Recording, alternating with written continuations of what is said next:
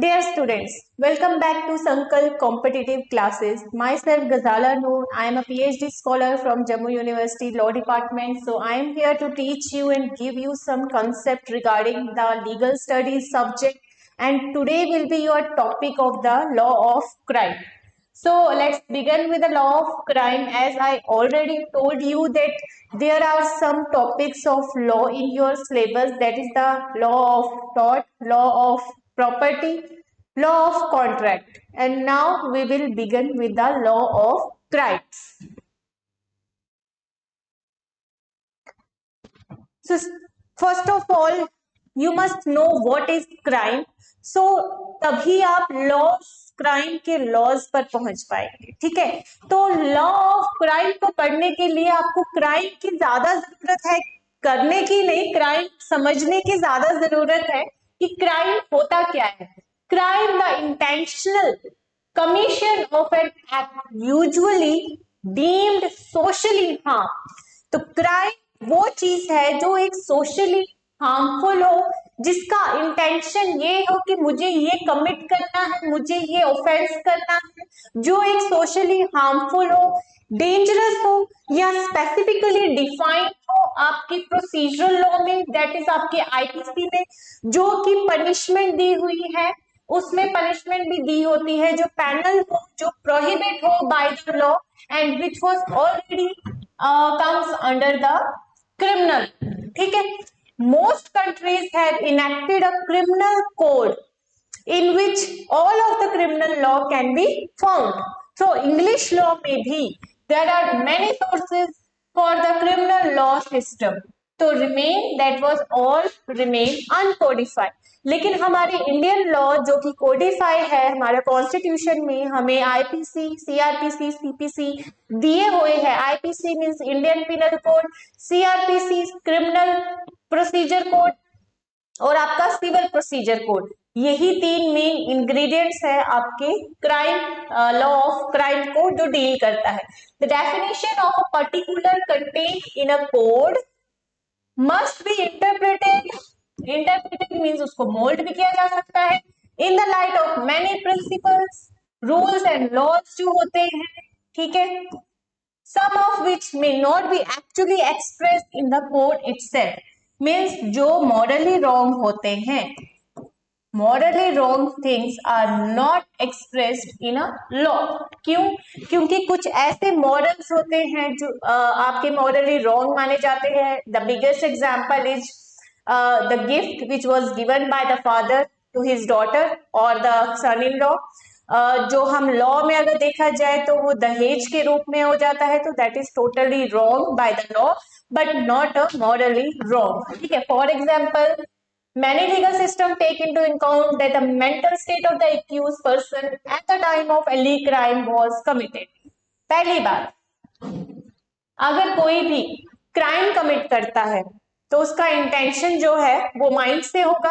अगर वो mentally fit नहीं है एंड वो कुछ ऐसे हरकतें कर रहा है जो क्राइम के सीन में आ गए, ठीक है, तो वो कमिट क्राइम तो करेगा, लेकिन उसका मेंटल स्टेट भी ज्यादा जरूरी है। अगर कोर्ट या उसके जरिए ये पता चल गया कि he is not mentally fit, तो उसको पनिशमेंट नहीं होती है। Most legal system also classifies crime for the purpose of assigning cases to different types of court. Social changes often result in the adoption of new criminal laws and the older ones also. इसका मतलब ये है कि हमारे जो country में laws बताए हैं वो बेसिकली आपके मॉरल वैल्यूज को लेके भी बनाए हैं, लेकिन हमारा जो लीगल सिस्टम है उसमें कुछ ऐसे क्राइम क्लासिफाई किए हैं जो टोटली असाइन करते हैं हमारे केसेस को डिफरेंट कोर्ट्स में। लाइक अगर सिविल है, क्रिमिनल है, या उसको अपील करता है, या कॉन्स्टिट्यूशनल थ्रेट है, या कुछ भी है, जैसे सिक्योरिटी ऑफ द स्टेट है, अलग अलग कोर्ट्स को डिफाइन किया हुआ है कि ये अलग अलग केसेस डील करता है, ठीक है।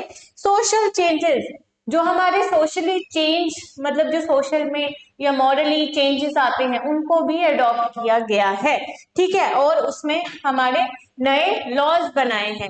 जिस तरह से कुछ जैसे छोटे बच्चे ने क्राइम कर दिया तो वो नॉर्मल जेल में नहीं जाता, वो जुवेनाइल जस्टिस में जाता है। ठीक है, अगर किसी को ये जरूरत पड़ती है कि इसको बेच दो, ये वहां से ठीक होके आएगा, रिहैबिलिटेशन सेंटर भी माने गए हैं, या ड्रग्स को जो एडिक्टेड है उसको भी अगर नशा मुक्ति केंद्र भी बनाएंगे, मतलब बहुत सारे ऐसे कोर्ट्स बनाए गए हैं which is legally wrong, but the court is differentiate the different aspects of the cases या क्राइम्स। ठीक है, this was the crime definition. Now come to the point of the definition, क्या है वो इंट्रोडक्शन था।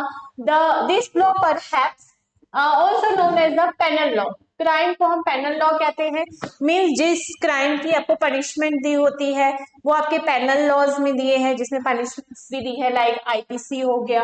ठीक है, इट कंसिस्ट ऑफ पनिशमेंट्स जो अभी बोला मैंने, which is to be given for various crimes like trying, charging, imprisonment of criminal. Imprisonment means jail, jail की जो बेचारे हवा खाते हैं वो भी उसी में है, जो उन पे चार्जेस लगते हैं, कौन कौन सी चार्जेस पे या कौन कौन सी जुर्म जिसको बोलते हैं हम। ठीक है, also this law regulates how a person is charged या इन्वेस्टिगेटेड एंड ट्राइड। ठीक है, ये सारी चीजें भी इसी में आ जाती हैं। बेसिकली आपका क्राइम वो है जो मॉरली रॉन्ग है, लीगली रॉन्ग है। अभी आपने पढ़ा होगा टॉट में कि जो सिविल रॉन्ग है ये आ जाता है जहां पे पनिशमेंट दी जाती है, इसमें कोई रेमेडीज नहीं प्रोवाइड करी जाएगी। हाँ, उसको सिविल नेचर में बनाने के लिए बहुत मेहनत लग रही है, लेकिन क्राइम इज अ क्राइम। ठीक है, which is punishable under IPC या पेनल लॉ में, और जो उसका प्रोसीजर है, जो प्रोसीडिंग्स या इन्वेस्टिगेशन चलती है, that will be totally through the CrPC, that is a criminal procedure code, और आपका आईपीसी इंडियन पिनल कोड। ठीक है, जेएनके का एक एक्सेप्शनल था रणबीर पिनल कोड। अब 2019 के रीऑर्गेनाइजेशन बिल के बाद IPC was applicable on J&K also. ठीक है, so there are many laws that are enforced through the threat of the criminal punishments. ठीक है, बहुत सारे लॉज है आपके IPC में, 511 सेक्शंस है। so, देखो कितने सारे लॉज बने हुए हैं जिनके ऊपर पनिशमेंट दी हुई है। ठीक है, a law that relates to a crime, definitely that is the criminal law. In these laws punishment is used as a barrier touch. ए ने बी के साथ क्राइम कमिट किया, ठीक है, या इसको मार दिया या इसको इंजरी कर दी, चोरी चकाती भी आ जाती है, या इसको धमकाया, पहले बंदूक रख दी, तो ये इसको पनिशमेंट ही मिलेगी। ये नहीं है कि बाहर सेटलमेंट कर दी, भाई मैंने तेरे को मारा ही नहीं, वैसा कुछ नहीं है। A has committed crime of extortion, धमकाने वाला भी, ठीक है, इसको इंजुरी भी कर दी, इसको बाजू में भी लग गई, हर्ट हुआ है, ग्रीवियस हर्ट हुआ है, वो सारी चीजें, और इसका चोरी वगैरह भी आ गया, तो वो सारी चीजें इसमें आती है। तो A has committed and guilty of crime, तो ही वॉज चार्ज्ड। चार्जेस इस पे कौन कौन से लगेंगे वो आपके आईपीसी में आ जाते हैं। ठीक है, पनिशमेंट मिलेगी, और ये एक बैरियर टच दिया हुआ है। This is done to prevent and prohibit the citizen, and avoid करता है कि वो ऐसा कंडक्ट दोबारा ना करे। बेसिकली किसी क्रिमिनल को पनिश करना मेन मोटिव होता है कि कोई भी ऐसी हरकत हमारी सोसाइटी में दोबारा कोई और ना करे, तभी उसको पनिशमेंट दी जाती है, तभी उसके चार्ज लगाए जाते हैं। ठीक है, also this law ensures that the citizen of India are safe, and crime definition in India is also defined in your criminal law. ठीक है, so this was the crime definition only. So let's begin with the different aspects of how crime is considered and what are the main elements of crime which was given in the criminal law. तो basically elements हम क्या क्या लेते हैं crime का, या तो किसी को मार दिया, या तो बेसिकली जो वेपन होते हैं। ठीक है, these are some elements which I shown you here. These are just the elements of crime. तो बेसिकली एलिमेंट्स क्या होती है, that every country usually has its own set of codified law. ठीक है, हर एक कंट्री का अपना अपना कोडिफाइड लॉ है।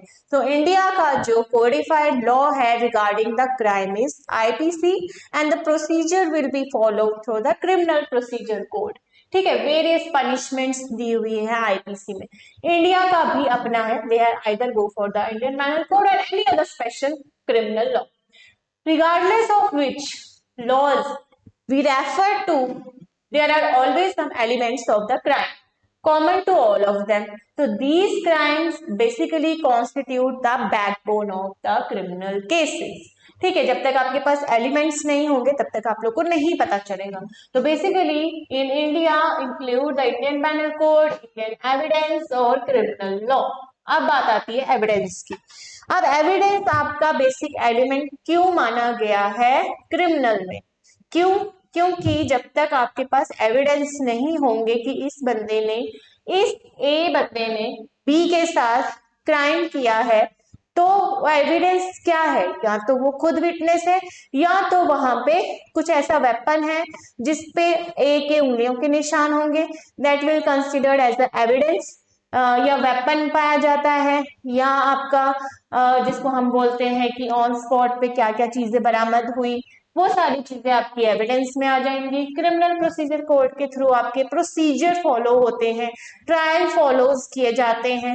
ठीक है, पहले चार्ज होगा, इन्वेस्टिगेट होगा या कंप्लेन होगी या क्या होगा, वो सारी चीजें आपके क्रिमिनल प्रोसीजर में आ जाता है। और इंडियन पैनल के अंदर कौन सी पनिशमेंट दी हुई है उसके ऊपर वो पनिशमेंट लागू कर दी जाती है। People often refer to these three as a general laws. ठीक है, apart from these we also have other laws which relate to specific kinds of offenses. For example, prevention of money laundering act है, ठीक है, और आपका within the particular financial crimes है। Even other laws भी जो है वो भी है जो स्पेसिफाई नहीं किए हैं आपके क्राइम में, जो रेगुलेट करती है। ठीक है, लाइक कंपनीज एक्ट भी है, फैक्ट्रीज एक्ट है, या कोई आपके जैसे इंस्ट्रूमेंट ऑफ नेगोशिएशन एक्ट है, मनी लॉन्ड्रिंग वाला हो गया, चेक्स एंड बैलेंसिंग वो भी क्राइम ही है आपका, बैंक से रिलेटेड। ठीक है, फ्रॉड वाले केसेस आ जाते हैं उसमें। ये सारी चीजें आपके तो इसमें दी हुई है, लेकिन आईपीसी के तहत अगर उनके बारे में लिखा हुआ है तो आईपीसी से उसको पनिशमेंट मिलेगी। For example, the biggest example is defamation. Defamation is defined in your taught law of tort, but defamation is also defined in the IPC and the punishment is given in the Indian Penal Code also. ठीक है, the best example यही आ जाएगी कि हमारे यहाँ पे specific kinds of offenses भी है। The most important thing common in all the laws which contain the basic elements. अब बात करते हैं, यहाँ पे आपके जनरल लॉज की बात हुई थी, अब बात करते हैं आपके एलिमेंट्स की। सबसे पहली बात, एक एक्यूज्ड पर्सन होना चाहिए। ठीक है, जब तक एक एक्यूज्ड नहीं पता चलेगा तब तक प्रोसीजर किस पे चलाएंगे, पनिशमेंट किसको देंगे? Mens rea, mental intention, actus reus, उसका एक्शन, और इंजुरी कितनी हुई है, इंजुरी किसको हुई है, क्या हुई है, डैमेज हुआ है, लॉस हुआ है, क्या चीज हुई है, या इंजुरी इसमें भी आ जाता है, ग्रीवियस इंजुरी हुई है, ग्रीवियस हर्ट हुआ है, या मर्डर हुआ है। ठीक है, या अमाउंट टू मर्डर हुआ है कि करना चाहता था, तो वो बेसिकली आपके सारे के सारे इंटेंशंस में आ जाता है, ये एक्यूज पर्सन को लेकर। ठीक है, these four are your basic elements of crime. Let's discuss these four one by one. सबसे पहले आपका आ जाता है मेंस्ट्रिया। मेंस्ट्रिया क्या होता है? Basically mens rea is your mind accept the fact. ठीक है, माइंड जो एक्सेप्ट करता है fact that you have committed a crime and that you are wrong. Also, this condition refer to the mental state of a person who is guilty. Basically, ये सारा का सारा जो किया करा है आपके मेंटल एलिमेंट को लेके किया है, मेंटल इंटेंशन को लेके किया है, एक साउंड माइंड पर्सन या unsound person, like sound mind जो एक होशो हवास में है, मेंटली नॉट डिस्टर्ब है, अनसाउंड माइंड जो होशो हवास में नहीं है या मेंटली डिस्टर्ब है, उसने किस इंटेंशन से किया है। This concept is applicable only when a person is believe to have committed a crime voluntarily or knowingly. So in terms of law, this is forbidden.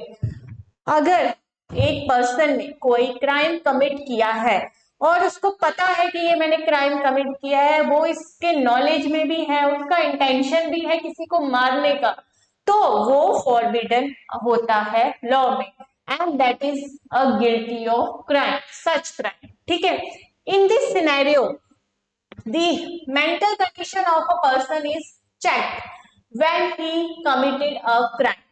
Also, whether that person has committed the crime voluntarily and was forced to act is checked in this matter. Like जैसे कोई किसी को कैसे example के तौर पे a person ने B को बोला कि सी को गोली मार दो, तभी मैं तुम्हारे दोनों बच्चों को छोड़ दूं। ठीक है, अब इसके पास और कोई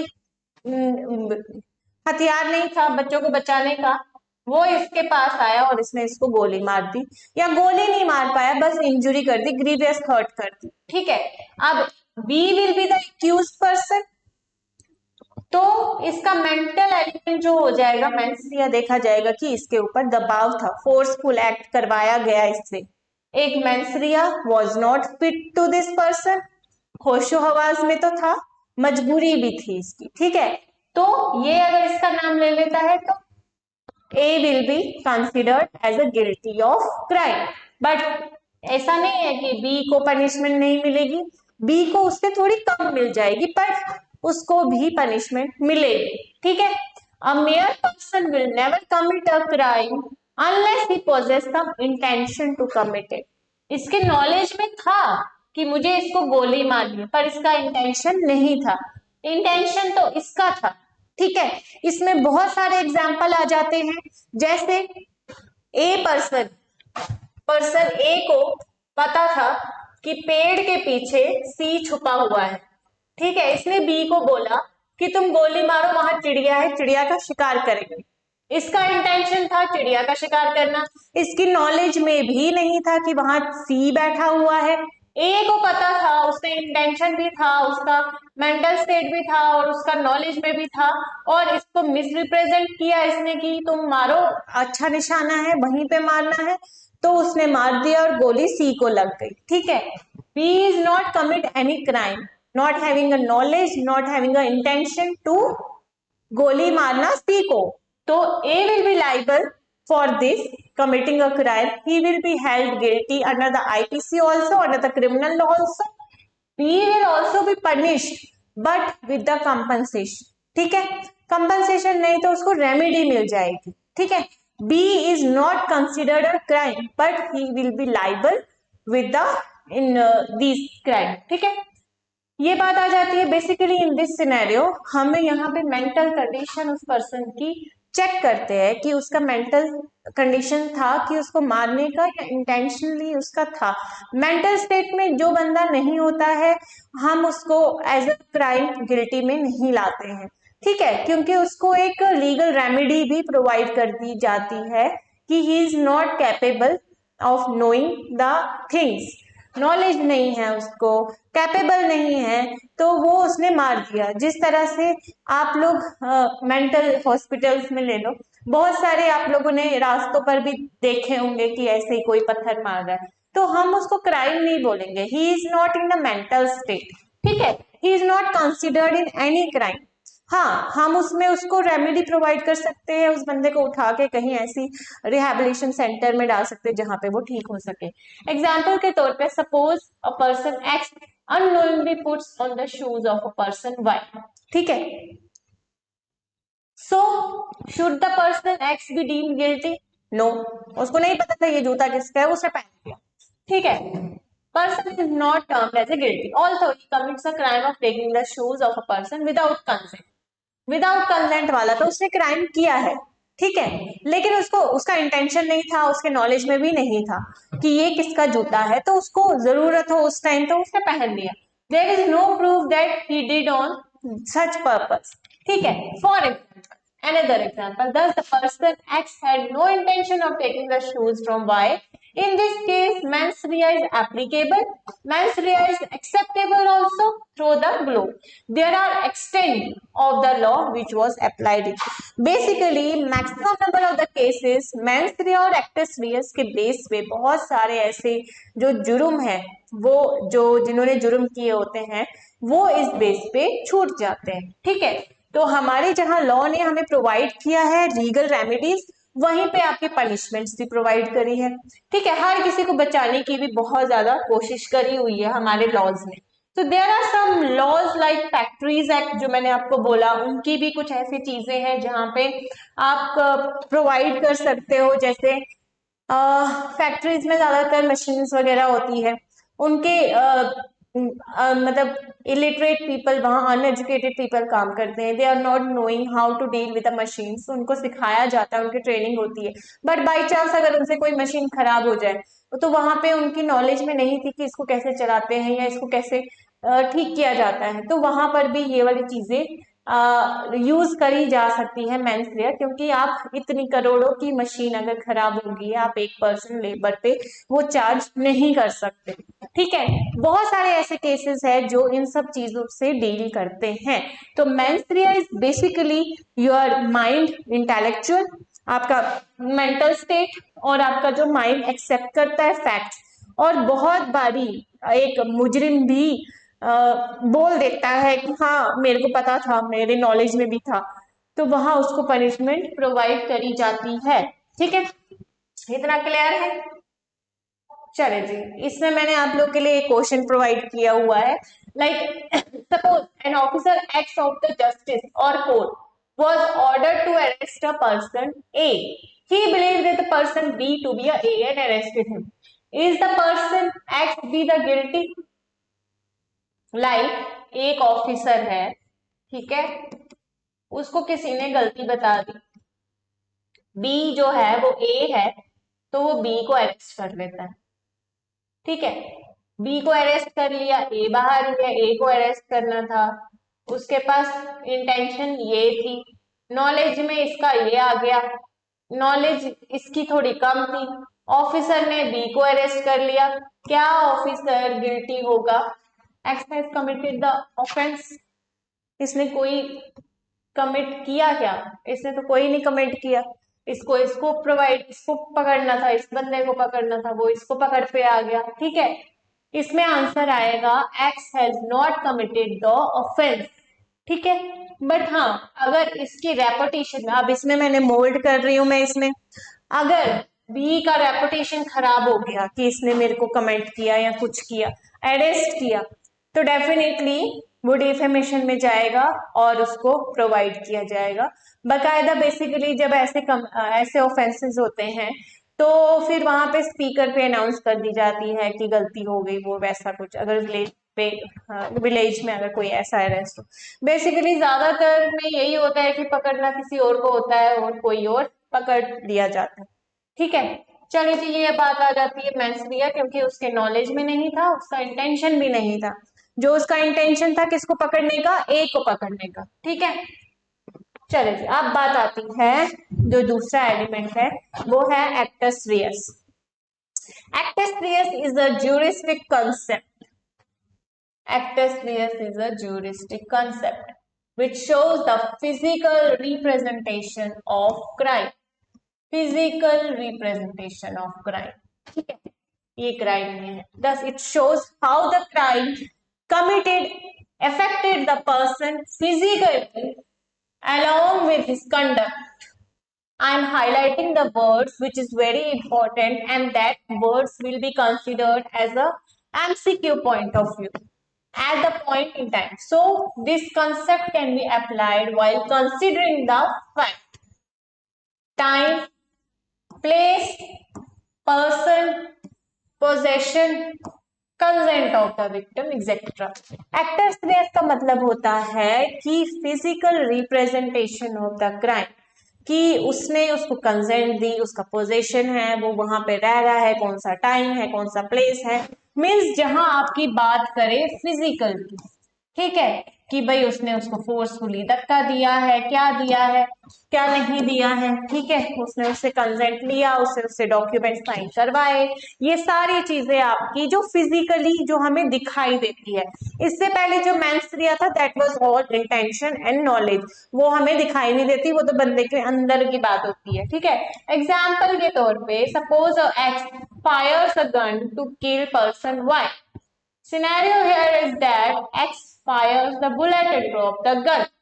So, if the scenario were considered as actus reus rather than the intention of killing the person, if the bullet touches or kills person Y is considered. Also, if the bullet hurts the person or causes him the death is also taken into consider. यहाँ पे person x जो था उसने गोली चलानी थी bike के ऊपर, ठीक है, सिनेरियो भी यही हुआ, उसने गोली चलाई और गन छोड़ दिया। फिर उसके बाद ये सिनेरियो आ गया कि एक्टस रियस में इसमें क्या है, इंटेंशन थी उसको मारने की, ओके, इंटेंशन आ गई, intention of killing a person if the bullet touches and और किल्स पर्सन, वाइफ को मार दिया, तो ये सिंपल सा बात आ गई। फिर बात आती है अगर उसका इंटेंशन था लेकिन फिजिकल अपीयरेंस नहीं, उसने वहीं पे छोड़ दी गन, ठीक है, और भाग गया, तो वो फिजिकल में नहीं आता, उसका इंटेंशन था उसको मारने का लेकिन उसने नहीं मारा उसको, ठीक है, तो ये एक सिनेरियो बन जाता है। इस तरह से क्वेश्चन आपके पूछे जाते हैं। बेसिकली जो एक्टस रियस है द गिल्टी एक्ट, मतलब उसका इंटेंशन माना जाता है, उसका जो उसने एक्ट किया हो वो गिल्टी हो, और उसका एक्चुअल फिजिकल फिजिकल एक्ट होना चाहिए, फिजिकल रिप्रेजेंटेशन या फिजिकल एक्ट, मतलब उसने कोई काम ऐसा किया हो जो वहां पे दिख रहा हो। Voluntary commission means voluntary involve होना चाहिए, कोई फोर्सफुली वाला नहीं, अगर फोर्सफुली वाला आ जाता तो वो तो मेंस्ट्रिया में आ जाता है, ठीक है, उसने किसी पे दबाव किया। Someone had to do something में किसी ने कुछ काम जरूर किया हो, जैसे इस वाले केस में कि हाँ उसने गोली चलाई और छोड़ दिया, ठीक है, मतलब उसने कोई काम किया, ये नहीं वो वहां पे खड़ा है बंदूक लेके, तो वो कोई काम ही नहीं हुआ, समथिंग टू डू हुआ ही नहीं है, कुछ किया ही नहीं उसने, ठीक है। Thinking about something wrong is not a physical act. Same अगर मेरे को किसी ने बोला या मेरी अपनी वॉलंटरी थी कि मैं किसी को गोली मार दूं, अगर मैंने सिर्फ बंदूक हाथ में लेके रखी हुई है, उसको नहीं मार रही हूँ, मैं सिर्फ सोच रही हूँ कि मैं उसको मारना चाहती हूँ, that is not, I am not committing any crime and I am not guilty of any crime under any criminal law, ठीक है, ये एक सिनेरियो है कि मैंने कोई क्राइम नहीं किया। दूसरा है कि मेरा इंटेंशन था कि मैंने ए पर्सन को मारना है, मैंने बंदूक ली और उसको मार दिया और बंदूक वहीं छोड़ दी या मैं वहां से चले गई, ठीक है, मेरा इंटेंशन भी था और फिजिकल अपीयरेंस दिख भी रहा है कि उस बंदे को गोली लगी है मेरे जरिए, तो I am committing a crime, ठीक है, मैं गिल्टी भी हूँ, ठीक है, क्योंकि मैंने कोई एक एक्चुअल फिजिकल एक्ट किया हुआ है, ठीक है। और जैसे अब दूसरी बात आ जाती है इसमें कि वो जो मैंने काम किया, जो मैंने रॉन्गफुल एक्ट किया या कोई गिल्ट किया है या कोई ऐसा प्रोहिबिट किया है, वो प्रोहिबिट होना चाहिए लॉ में थी जिसकी पनिशमेंट हो, ये नहीं है कि मैं किसी की बेल बजा के भाग गई तो मैंने कोई ऑफेंस कमिट नहीं किया है, ठीक है, दैट इज नॉट क्राइम। तो आप किसी की डोर बेल बजा के भाग गए, हाँ डोर बेल बजा के वहां बॉम्ब रख देना, that will be considered as a crime, ठीक है। तो merely possessing a guilty mind, ठीक है, and thinking of committing a crime is not enough, but there must be a physical appearance, or basically refers to an act or omission which leads to the completion of the act, and hence mens rea as well as the actus reus both will be considered as the basic elements of the crime, ठीक है।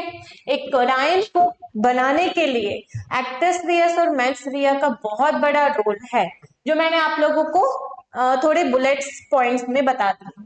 फिर third part आ जाता है injury, ठीक है। अब ये बात आ जाती है कि फिजिकल इंजुरी हुई है या नहीं।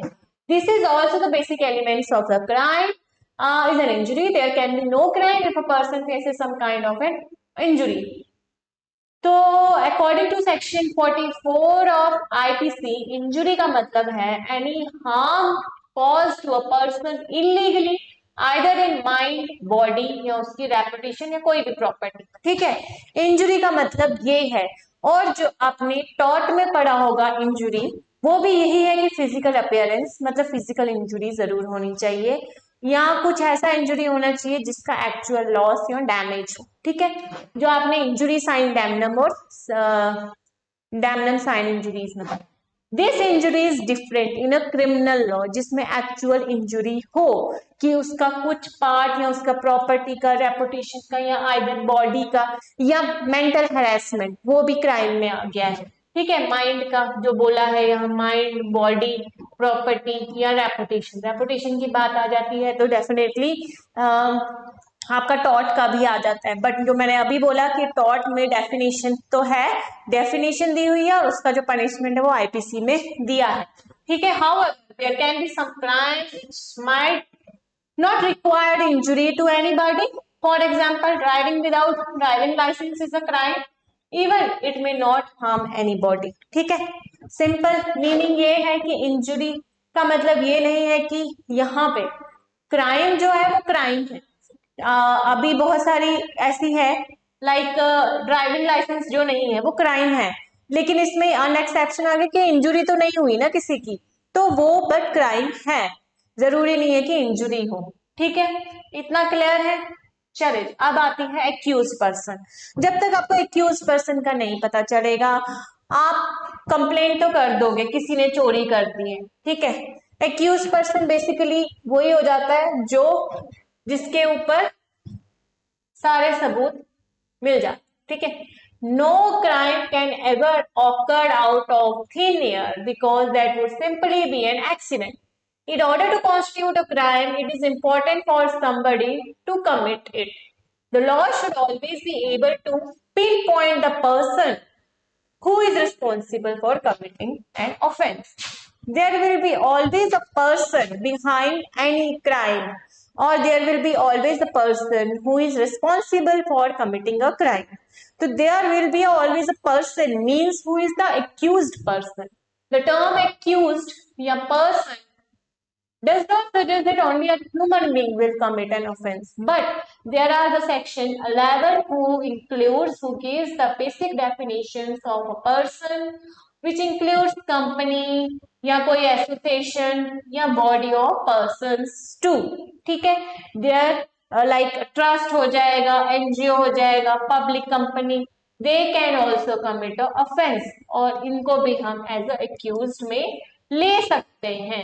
ठीक है, जरूरी नहीं है कि only a person will commit a crime, no, और not only a but company हो गई, कोई बिल्डिंग का हो गया, कोई मालिक, ऑनर जो है, ऑनर ने तो नहीं किया लेकिन उसकी बिल्डिंग गिर गई तो उसने क्राइम तो कमिट किया है। ठीक है, इंडस्ट्री हो गई कोई या एनजीओ भी हो गया, ये सारी चीजें आपकी एक्यूज पर्सन में आ सकता है। Furthermore there are certain offences that can implicate more than one person for the same crime. In some cases, all persons will face trial and may have face punishment together.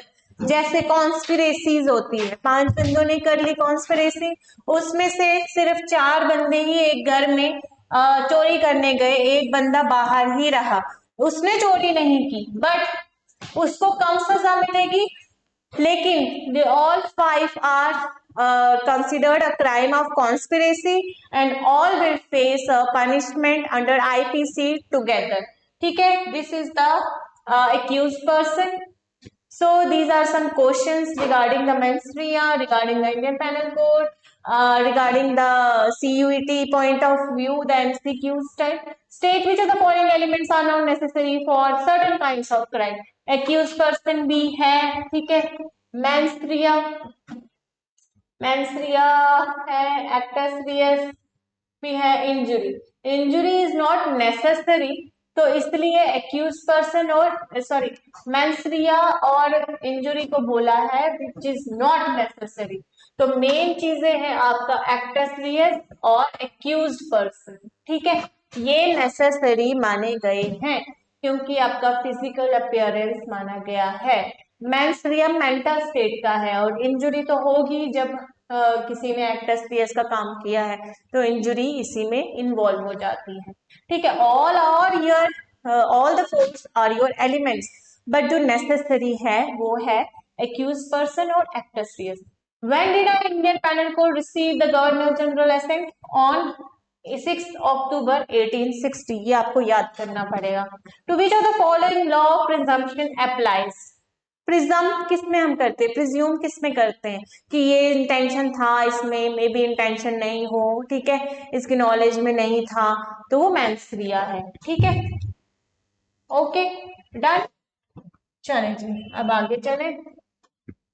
The main important things, main elements बोलो, general laws बोलो, आपका जो legislation है वो है एक Indian penal code, CrPC and evidence. Basically Indian penal code जो बनाया था वो 1860 में बनाया था और इसमें जो मैंने बोला 5 से 11 आपके सेक्शंस हैं, 23 चैप्टर्स हैं जिसके अंदर आपकी डेफिनेशन और पनिशमेंट्स बताई हुई है। ठीक है, this is a very very important thing और a law which explains the crimes. दूसरा आता है सीआरपीसी। सीआरपीसी बेसिकली आपका प्राइमरी लेजिस्लेशन बताया है जिसके बेस पे, जिस प्रोसीजर के बेस पे आपके क्रिमिनल लॉ इंडिया में चलते हैं। ठीक है, procedure for investigation of the crime, उसको किस तरह से प्रेजेंट करना है before the court of law, या किस तरह से एविडेंस कलेक्ट करने, किस तरह से एविडेंस कलेक्ट करने हैं, एविडेंस क्या कलेक्ट करने हैं वो आपके इंडियन एविडेंस एक्ट में दिया है।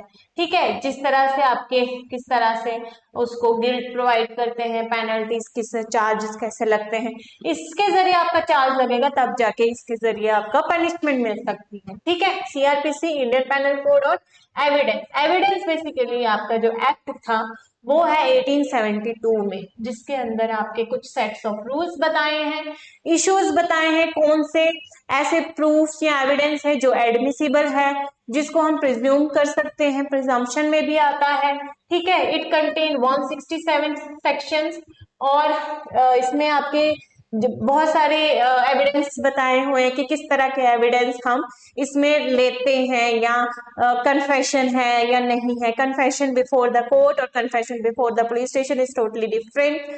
तो कुछ एविडेंस डॉक्यूमेंट्री एविडेंसेस है, ऑरल एविडेंसेस है, प्राइमरी सेकेंडरी, कुछ ऐसे एविडेंस है जो इलेक्ट्रॉनिक मीन्स है, वो किस में आते हैं, वो सारी चीजें आपके एविडेंस में इंक्लूड होते हैं। सीआरपीसी हो गया आपका प्रोसीजर, किस तरह से ट्रायल चलेंगे, प्रोसीडिंग्स चलेंगे, इन्वेस्टिगेशन कैसे होती है। ठीक है, एफआईआर होती है, कंप्लेन किस पे होती है, कौन करता है।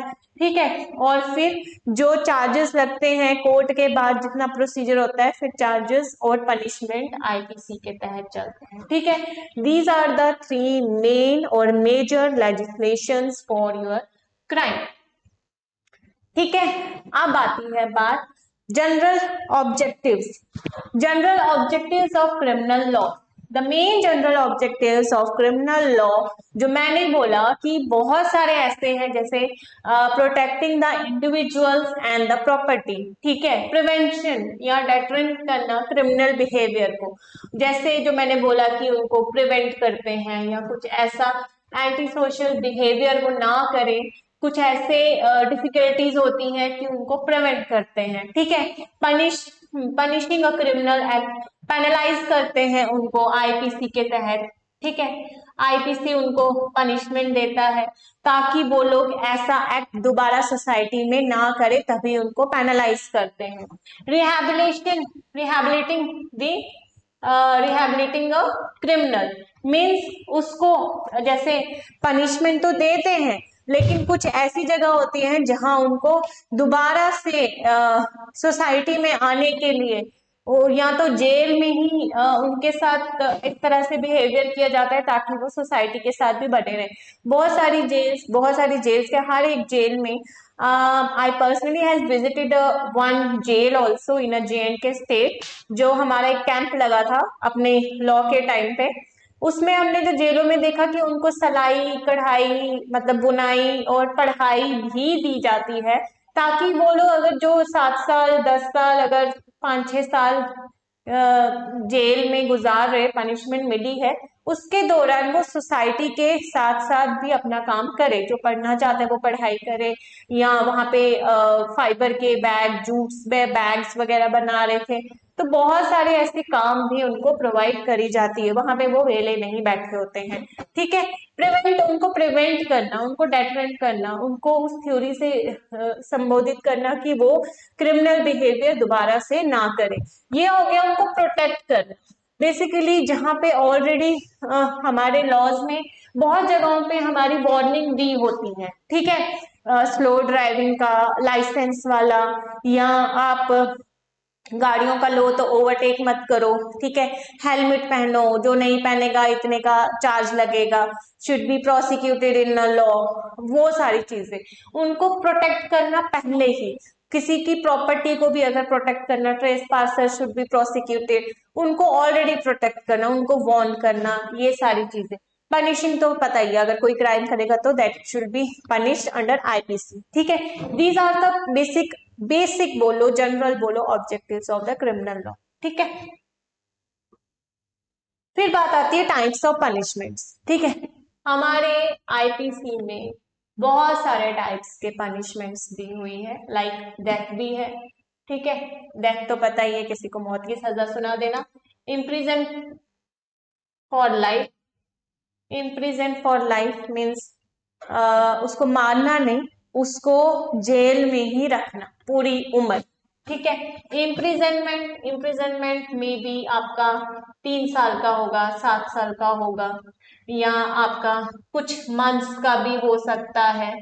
ठीक है, वो सारी चीजें जिसमें आपकी सलाखों के पीछे आप जा सकते हैं। फॉरफिट करना उसकी प्रॉपर्टी से रिलेटेड कब्जा कर लेना, ये ज्यादातर जैसे बैंक के कर्जे नहीं कोई उतार पाया तो उसकी प्रॉपर्टी सीज कर लेना, या कोई बंदा अपने टाइम पे पेशी नहीं दे पाया तो उसकी भी प्रॉपर्टी सीज हो जाती है। फिर अगर वो आएगा तो वो फाइन भरेगा। ठीक है, फाइन होगी, फाइन तो आपके लगते ही हैं, हर एक सेक्शंस में आपके अलग अलग फाइन्स का पूरा जिक्र है। या तो इम्प्रिजनमेंट विद फाइन, 6 महीने की सजा विद 10,000 रुपया फाइन, विद भी हो सकता है। ठीक है, ये आ जाते हैं, 10 साल की भी सजा आ गई है, 14 साल की भी आ गई है, ये इम्प्रिजनमेंट फॉर लाइफ। अब इसमें बात आती है पैरोल और प्रोबेशन। वो हो जाता है उनके लिए जैसे कोई 10 साल 7 साल सजा काट रहा है लेकिन अंदर अच्छे बिहेवियर में रह रहा है, सारे काम कर रहा है, तो उसको सोसाइटी में वापस पैरोल या प्रोबेशन के माध्यम से उनको भेजा जाता है। ठीक है, तो these are the types of punishments which was given under IPC, that is the Indian penal code and considered as a criminal law punishments. ठीक है, चले जी, there are so these are the basic things. चले जी, अब बात आते हैं आपकी एविडेंस पे। अब जो मैंने अभी तक बात करी वो करी आईपीसी का, क्रिमिनल का, तो एविडेंस क्या है? एविडेंस इन इंडिया, एविडेंस के बेस पे ही सजा सुनाई जाती है। प्रूफ जो है एविडेंस नहीं होते हैं, बहुत सारे लोग अभी भी बाहर घूम रहे हैं क्योंकि एविडेंस नहीं हो पाता। Different form of evidence are presented in court daily, and areas of evidence is governed by the Indian Evidence Act of 1882. However, one may wonder what be the true meaning of the evidence, and what are the main types of evidence which was present in a court of law. So these are some evidence like weapon हो गया या सबूत हो गए, witness भी उसी में आ जाते हैं, हॉस्टाइल विटनेस वगैरह वो भी एक एविडेंस ही है, किसी ने चश्मदीद गवाह जिसको बोलते हैं, ठीक है, या उसके फिंगरप्रिंट्स वगैरह वो भी आपके एविडेंस में ही आ जाते हैं। Evidence is very important aspect of any case in a court of law because every allegation or demand in a court has to be supported by some kind of evidence, which is a very important thing in nowadays because evidence is also derived, Latin word है आपका evidence, evidere, which means state of evidence, plain या apparent या कुछ भी ऐसा notorious. तो Indian Evidence Act जो है वो basically will be considered, will be divided in a 3 parts. क्या क्या है? First part which deals with the general rules of evidence, दूसरा है वो वाला पार्ट जो रेलेवेंसी ऑफ द फैक्ट्स से डील करते हैं, और थर्ड पार्ट है which gives the effect of evidence जो हमने वहां प्रोड्यूस किए हो कोर्ट ऑफ लॉ में. ठीक है, ये कुछ रूल्स हैं जो एविडेंस को प्रोवाइड करते हैं, या अगर कोई ऐसा फैक्ट ही चेंज हो जाए वो भी आपकी जो फैक्ट के रेलेवेंसी में आ जाए वो एविडेंस, या कुछ ऐसे production and effects of evidence जो डील करता है थर्ड पार्ट. ठीक है, so this is the types of evidence, like oral evidence है या डॉक्यूमेंट्री एविडेंस. तो एविडेंस की पूरी बुक नहीं पढ़नी है आपको, आप लोगों का 12th बेस के एग्जाम पे जो भी आएगा वो मैं बेसिक कंसेप्ट्स दे रही हूँ. लाइक डायरेक्ट एविडेंस हो सकता है, जैसे किसी ने आई विटनेस देखा है, मतलब सीधा सीधा सामने देखा हो, that will considered direct evidence. Circumstantial evidence, कुछ ऐसे सर्कमस्टांस बन गए जो एविडेंस प्रोवाइड करता है. ओरल एविडेंस जो किसी की गवाही देता है या हाँ गवाही देता है. डॉक्यूमेंट्री एविडेंस आपका सेकेंडरी में, जैसे किसी की प्रॉपर्टी का केस है तो वो उसके डॉक्यूमेंट लाएगा कि ये मेरे नाम का है, वो डॉक्यूमेंट्री एविडेंसेस में आ जाएगा. प्राइमरी एविडेंस और secondary evidence. Primary evidence will consider the original one जो सबसे पहले आता है. सेकेंडरी आता है photographs, WhatsApp chats, videos, electronic means. ठीक है, ये सारी आपकी ये टाइप्स के एविडेंसेस आ जाते हैं. ठीक है, फिर उसके बाद आता है आपका बेसिक कंसेप्ट्स हो गए आपके एविडेंस के बारे में. तो बेसिकली आपका जो इसका कंक्लूजन निकलता है वो यही निकलता है, evidence is simply everything that is utilized to acknowledge और explain the truth of submission. ठीक है, and every kind of evidence will be considered extremely important to one end. ठीक है, whether it will be a civil or a criminal nature, evidence is very important in the point of law or in the court of law. Evidence plays a very significant role to prove facts will be effective. ठीक है, the purpose of criminal law is to protect the social order. Criminal law को बनाने का जो मैंने पहले ही बोला कि ये हमें प्रिवेंट करता है सोशल ऑर्डर्स में, सोसाइटी में किस तरह से बिहेव रहना है या कोई और बंदा ऐसा कोई क्राइम कमिट ना करे. ठीक है, और it also helps in prevention and retaliation which is unnecessary cause of conflict. उसको भी हेल्प करता है, प्रिवेंट करता है, प्रोटेक्ट करता है, that it this crime will not be considered, will not be happen in future. So हमें ये लॉज बनाने की जरूरत इसीलिए पड़ी ताकि उनको पनिश कर सके, उनको प्रिवेंट कर सके. ठीक है, अगर किसी को प्रोटेक्ट करना है प्रोटेक्ट कर सके, उनके राइट्स वायलेट ना हो, तो हमें तभी लॉ ऑफ क्राइम की भी जरूरत पड़ी है.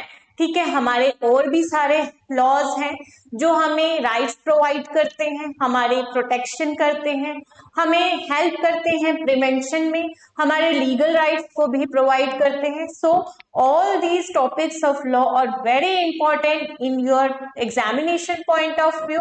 सो if you have any query you can consider or you can type in the comment box.